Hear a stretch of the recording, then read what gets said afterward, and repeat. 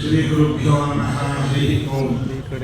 ವ್ಯಾಸಾಯ ಭವನಾಶಾಯ ಶ್ರೀಶಾಯ ಗುಣರಾಶಯೇ ವಿದ್ಯಾಯ ಶುದ್ಧ ವಿದ್ಯಾಯ ಮಧ್ವಾಯ ಚ ನಮೋ ನಮಃ. ಚಿತ್ರೈ ಪದೈಶ್ಚ ಗಂಭೀರೈಃ ವಾಚ್ಯಮಾನ್ಯ ಖಂಡಿತೈಃ ಗುರುಭಾವಂ ನಿಜಯಂತಿ ಭಾತಿಶ್ರೀ ಜಯತೀರ್ಥವಾನ್ ಅರ್ಥಿಕಲ್ಪಿತ ಕಲ್ಪೋಯಂ ಪ್ರತ್ಯರ್ಥಿರೇಸರಿ ವ್ಯಾಸತೀರ್ಥ ಗುರುರ್ಭೂಯಾತ್ ಅಸ್ಮದಿಷ್ಟಾರ್ಥ ಸಿದ್ಧಯೇ ದುರ್ವಾದಿಧ್ವಾಂತರವೇ ವೈಷ್ಣವೇಂದಿ ವರೇಂದ್ರವೇ ಶ್ರೀರಾಘವೇಂದ್ರ ಗುರವೇ ನಮೋ ಅತ್ಯಂತ ದಯಾಲವೇ ಸುಷಮೀಂದ್ರ ಕರಾಬ್ಜೋತ್ತಮ್ ರಾಘವೇಂದ್ರ ಗುರುಪ್ರಿಯಂ ಸುಯತೀಂದ್ರ ಗುರುಂ ವಂದೇ ಮೂಲ ರಾಮಾಂಚನೇರ್ಧಂ. ಇಂದು ಬೆಂಗಳೂರು ಮಹಾನಗರದ ನರಸಿಂಹರಾಜ ಕಾಲೋನಿ ಬಡಾವಣೆಯ ಮಾಡೆಲ್ ಹೌಸ್ ಸ್ಟ್ರೀಟಿನ ರಾಘವೇಂದ್ರ ಸ್ವಾಮಿಗಳವರ ಮಠದ 75ನೇ ವರ್ಷದ ಅಮೃತ ಮಹೋತ್ಸವ ಆಚರಣೆ. ಇದು ಮಠದ ಅಮೃತ ಮಹೋತ್ಸವವೋ ಅಥವಾ ಬೆಂಗಳೂರಿನ ಅಮೃತ ಮಹೋತ್ಸವವೋ ಅಥವಾ ಬೀದಿಯ ಮಹೋತ್ಸವವೋ ಅಂತ ವಿಚಾರ ಬಂದಾಗ ಮುಖ್ಯವಾಗಿ ಅಮೃತ ಶಬ್ದ ವಾಚ್ಯನಾಗಿರ್ತಕ್ಕಂಥ ಭಗವಂತ ಅಮೃತ ಶಾಶ್ವತ ಸ್ಥಾನವು ಎಂಬುದಾಗಿ ಭಗವಂತನ ಅನಂತ ನಾಮಗಳಲ್ಲಿ ಅಮೃತ ಅನ್ನುವಂತಹ ಒಂದು ನಾಮ. ಅಂತಹ ಭಗವಂತನ ಉತ್ಸವ ಇಲ್ಲಿ ನಡೆದಿದೆ. ಏನು ಭಗವಂತನ ಉತ್ಸವ ಅಂತಂದ್ರೆ ಭಗವಂತನ ವಾಂಗ್ಮಯ ಸೇವೆ, ಮಹಾಭಾರತಾದಿ ಪ್ರವಚನಗಳ ನಿರಂತರ ಪಾಠ ಪ್ರವಚನಗಳ ಸೇವೆ ಮಾಡುವ ಮೂಲಕ ಅಮೃತ ಅನ್ನುವಂತಹ ಪರಮಾತ್ಮನ ಉತ್ಸವ ಇಲ್ಲಿ ನಿರಂತರವಾಗಿ ನಡೆದಿದೆ. ಇದು ಭಗವಂತನ ಉತ್ಸವ. ಇನ್ನು ವಾಯುದೇವರ ಉತ್ಸವ, ವಾಯು ಅನಿಲಮೃತ ಮದೇನಂ ಭಸ್ಮಾಂತಂ ಶರೀರಂ ಎಂಬುದಾಗಿ ಉಪನಿಷತ್ತಿನಲ್ಲಿ ಹೇಳಿದಂತೆ ಅತಿರೋಹಿತ ವಿಜ್ಞಾನ ವಾಯುರಪ್ಯಮೃತ ಸ್ಮೃತಃ ಅಂತ. ಪ್ರಳಯ ಕಾಲದಲ್ಲಿಯೂ ಕೂಡ ಅವರ ಜ್ಞಾನಕ್ಕೆ ನಷ್ಟ ಅನ್ನುವಂತಹದ್ದು ಇಲ್ಲವಾದ್ದರಿಂದ ಅವರು ಅಮೃತ ಶಬ್ದ ವಾಚ್ಯರಾಗಿದ್ದಾರೆ. ಅವರ ಸಿದ್ಧಾಂತವು ಅಮೃತ ಶಬ್ದ ವಾಚ್ಯವಾದಂತಹ ಸಿದ್ಧಾಂತ. ಇತರ ಸಿದ್ಧಾಂತಗಳೆಲ್ಲವೂ ಕೂಡ ವೇದ ಇತಿಹಾಸ ಪುರಾಣಗಳಿಗೆ ಹೊಂದದೇ ಇರತಕ್ಕಂತಹ ಸಿದ್ಧಾಂತಗಳಾದರೆ ವೇದ ಇತಿಹಾಸ ಪುರಾಣಗಳೆಂಬತಕ್ಕಂಥ ಭದ್ರವಾದ ಬುನಾದಿಯ ಮೇಲೆ ವೇದವ್ಯಾಸ ದೇವರಿಗೆ ಅಮೃತ ಶಬ್ದ ವಾಚ್ಯನಾದಂತಹ ವೇದವ್ಯಾಸ ದೇವರಿಗೆ ಅತ್ಯಂತ ಸಮ್ಮತವಾದ ಸಿದ್ಧಾಂತವನ್ನು ಉಣಬಡಿಸಿದ ಶ್ರೀಮದ್ ಆಚಾರ್ಯರು ಅಮೃತ ಶಬ್ದ ವಾಚ್ಯರಾಗಿದ್ದಾರೆ. ಅಂತಹ ಅವರ ಶಾಸ್ತ್ರವೇ ಅಮೃತವಾದ ಶಬ್ದ ವಾಚ್ಯವಾದಂತಹ ಶಾಸ್ತ್ರ. ಅಂತಹ ಶ್ರೀಮದ್ ಆಚಾರ್ಯರ ಶಾಸ್ತ್ರವನ್ನ ಸತತವಾಗಿ 75 ವರ್ಷಗಳಿಂದಲೂ ಕೂಡ ಇಲ್ಲಿ ಪಾಠ ಪ್ರವಚನಗಳ ಮೂಲಕವಾಗಿ ಅನೇಕ ಪೀಠಾಧಿಪತಿಗಳಿಂದ ವಿದ್ವಾಂಸರಿಂದ ನಡೆಸಿಕೊಂಡು ಬಂದಂತಹದ್ದು ಇದು ಅಮೃತ ಮಹೋತ್ಸವ. ಇನ್ನು ಅಮೃತಕ್ಕೋಸ್ಕರವಾಗಿ ಅಮೃತ ಮಠದಲ್ಲಿ ಪ್ರಮುಖ ಪಾತ್ರವನ್ನು ವಹಿಸಿರ್ತಕ್ಕಂತಹ ಅವರು ಇಂದ್ರದೇವರು. ಅಂತಹ ಇಂದ್ರದೇವರ ಅವತಾರಭೂತರಾದಂತಹ ಜಯತೀರ್ಥ ಗುರು ಸಾರ್ವಭೌಮರು ನಿಜವಾದ ಅಮೃತವನ್ನ ಉಣಬಡಿಸಿದ್ದಾರೆ. ಶ್ರೀಮನ್ ನ್ಯಾಯಸುಧಾ ಎಂಬುವಂತಹ ಗ್ರಂಥದ ಮೂಲಕವಾಗಿ ಅವರ ವಾಂಗ್ಮಯದ ಮೂಲಕವಾಗಿ ಅಂತಹ ಇಂದ್ರದೇವರ ಅವತಾರಿಗಳಾದಂತಹ ಜಯತೀರ್ಥ ಗುರು ಸಾರ್ವಭೌಮರ ಅಮೃತ ತುಲ್ಯವಾದಂತಹ ಶಾಸ್ತ್ರವನ್ನ ನಿರಂತರವಾಗಿ ಇಲ್ಲಿ ಪಾಠ ಪ್ರವಚನಗಳ ಮೂಲಕವಾಗಿ ನಡೆಸಿಕೊಂಡು ಬಂದದ್ದು ಜಯತೀರ್ಥರ ಇಂದ್ರದೇವರ ಅವತಾರಭೂತವಾದ ಜಯತೀರ್ಥರ ಅಮೃತ ಮಹೋತ್ಸವವಾಗಿದೆ. ಇನ್ನು ಶ್ರೀಮದ್ ಆಚಾರ್ಯರ ಈ ಸಂಪ್ರದಾಯ ಪರಂಪರೆಗಳಿಗೆ ಸಂಬಂಧಪಟ್ಟಂತಹ ಎಲ್ಲ ಮಹಾನುಭಾವರಾದ ಪೀಠಾಧಿಪತಿಗಳ ಗ್ರಂಥಗಳು, ಅವರ ಸಂಸ್ಥಾನದ ಪೂಜೆ, ಅದೇ ರೀತಿಯಾಗಿ ಗ್ರಂಥ ಪ್ರಕಾಶನ ಇವುಗಳ ಮೂಲಕವಾಗಿ ಅಮೃತ ಮಹೋತ್ಸವ ಈ ಸಂಸ್ಥೆಯ ವತಿಯಿಂದ ನಡೆದಿದೆ.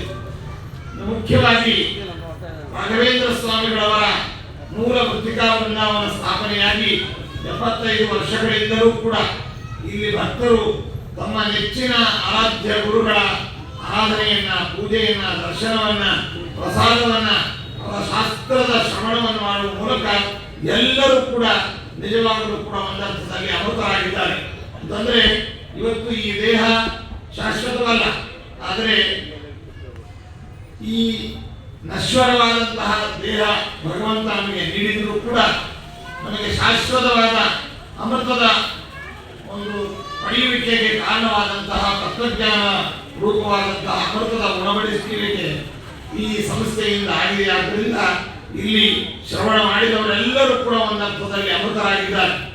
ಇನ್ನು ಮಹಾಪ್ರಭುಗಳಾದಂತಹ ರಾಘವೇಂದ್ರ ಸ್ವಾಮಿಗಳವರು ತಮ್ಮ ಎಲ್ಲ ಅವತಾರಗಳಲ್ಲಿ ಭಗವಂತನ ವಿಶೇಷವಾದ ಕಾರುಣ್ಯ ಅನುಗ್ರಹವನ್ನು ಪಡೆದು ನಮ್ಮಂತೆ ಸ್ವಾರ್ಥಿಗಳಾಗದೆ ತಾವು ಪಡೆದಂತಹ ಭಗವದ್ ಅನುಗ್ರಹವನ್ನ, ವಾಯುದೇವರ ಅನುಗ್ರಹವನ್ನ, ತತ್ವಜ್ಞಾನವನ್ನ ಸಾಧಕರಿಗೋಸ್ಕರವಾಗಿ ಅವರು ತ್ಯಾಗ ಮಾಡಿದ್ದಾರೆ. ಆದ್ದರಿಂದ ತ್ಯಾಗೇನೈಕೆ ಅಮೃತತ್ವಮಾನಶು ಎಂಬುದಾಗಿ ವೇದ ಮಂತ್ರ ಹೇಳಿದಂತೆ ನಿಜವಾದ ಅಮೃತತ್ವವನ್ನು ಪಡೆದಂತಹ ಅವರು ರಾಘವೇಂದ್ರ ಸ್ವಾಮಿಗಳು ಅಂತಹ ಅವರ ಹೆಸರಿನಲ್ಲಿ 75 ವರ್ಷಗಳಿಂದ ನಮ್ಮ ಪರಮೇಶ್ವರ ಗುರುಗಳಾದಂತಹ ಸುಯಮೀಂದ್ರ ತೀರ್ಥ ಶ್ರೀಪಾದಂಗಳವರ ಕಾಲದಲ್ಲಿ ಭಗವಂತನ ವಿಶೇಷವಾದ ಆರಾಧನೆ, ವಾಯುದೇವರ, ಶ್ರೀಮದ್ ಆಚಾರ್ಯರ, ನಮ್ಮ ಪರಂಪರೆಯ ಎಲ್ಲ ಯತಿವರೇಣ್ಯರ ಅತ್ಯಂತ ಅಚ್ಚುಕಟ್ಟಾದ ರೀತಿಯಲ್ಲಿ ಆರಾಧನೆಯನ್ನು ಮಾಡಿ ಮಹಾ ತಪಸ್ವಿಗಳು ಎಂಬುದಾಗಿ ಪ್ರಸಿದ್ಧರಾದ ಶ್ರೀ ಶ್ರೀಮೇಂದ್ರ ತೀರ್ಥ ಶ್ರೀಪಾದಂಗಳವರ ಅಮೃತ ಹಸ್ತದಿಂದ ಪಡೆದಂತಹ ವೃತ್ತಿಗೆ ಇಲ್ಲಿ ಸ್ಥಾಪನೆಗೊಂಡು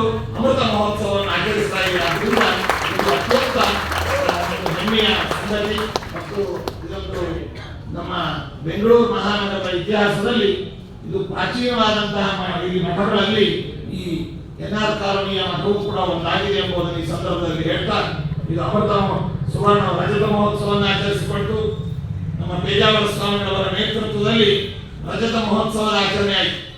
ನಮ್ಮ ಪರಮ ಗುರುಗಳಾದಂತಹ ನಡೆದಾಡುವರಾಯರು ಎಂಬುದಾಗಿ ಕೀರ್ತಿ ಭಾಜನರಾದ ಶ್ರೀ ಸುಮೀಂದ್ರ ತೀರ್ಥ ಶ್ರೀಪಾದಂಗಳವರ ಕಾಲದಲ್ಲಿ ಸುವರ್ಣ ಮಹೋತ್ಸವದ ಆಚರಣೆ ಆಯಿತು. ಅವೆಲ್ಲ ಒಂದು ವಿಶೇಷವಾದ ತಪಸ್ಸಿನ ಫಲವಾಗಿ ಇಂದಿಲ್ಲಿ ಒಂದು ಅಮೃತ ಮಹೋತ್ಸವದ ಆಚರಣೆ ಆಗ್ತಾ ಇದೆ.